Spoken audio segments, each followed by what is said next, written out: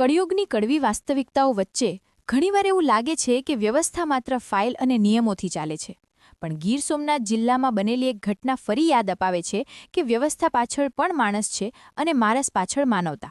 એક પરિવાર, જેનું આકાશ ખસી ગયું. મહેસૂલ વિભાગમાં ફરજ બજાવતા સામાન્ય પરિવારમાંથી આવતા શ્રી મનસુખભાઈ સીદાભાઈ ચાવડા તારીખ 4 ફેબ્રુઆરી 2024ના રોજ કેન્સરની લાંબી લડત બાદ અવસાન પામ્યા.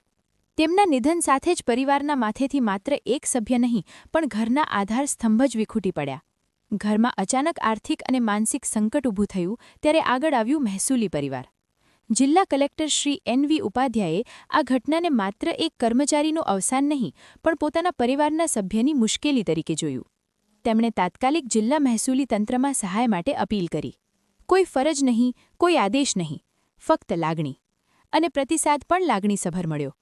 જિલ્લાના અધિકારીઓ અને કર્મચારીઓએ સ્વૈચ્છિક રીતે સહાય એકત્ર કરી. થોડા સમયમાં જ ₹4,51,000ની રકમ એકત્ર થઈ. આ સહાય માત્ર ઓફિસમાં આપવામાં આવી હોત તો તે એક પ્રક્રિયા ગણાત, પણ અહીં પ્રક્રિયા નહીં, સંબંધ હતો. જિલ્લા કલેક્ટર શ્રી એન.વી. ઉપાધ્યાય વિભાગના વડા તરીકે નહીં પણ પરિવારના સભ્ય તરીકે સ્વયં દિવંગતના ઘરે પહોંચ્યા હતા. પરિવારને સાંત્વના પાઠવી અને હાથોહાથ સહાયનો ચેક અર્પણ કર્યો હતો. તે ક્ષણમાં સરકાર નહીં પણ સહારો પહોંચ્યો. આ ઘટનાએ માત્ર એક પરિવારને સહારો આપ્યો નથી પણ એક વિશ્વાસ જગાવ્યો છે કે વ્યવસ્થા માનવીય બની શકે છે. અધિકારી માત્ર પદ નથી પણ સંવેદનાનો સ્ત્રોત બની શકે છે.